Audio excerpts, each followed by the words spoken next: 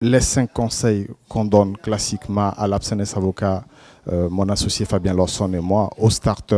qui souhaitent, ou aux porteurs de projets qui souhaitent créer leur startup, de manière à ce qu'on parte d'une idée vers une startup rentable, c'est principalement en amont de structurer, de penser à structurer leur projet de manière à ce que la structuration soit au plus près du business model qu'ils ont conçu ou réalisé. Nous les accompagnons et nous proposons également,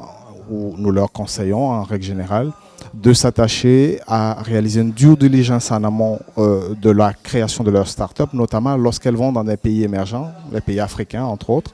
de manière à ce qu'elles connaissent à la fois le contexte dans lequel elles développent leurs activités et qu'elles connaissent bien leurs partenaires, ceux qui les aideront à écouler leurs produits ou à proposer les offres de services.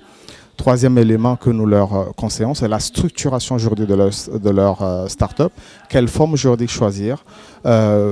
l'importance de réaliser aussi un pacte d'associés de manière à ce qu'avec les différents associés, les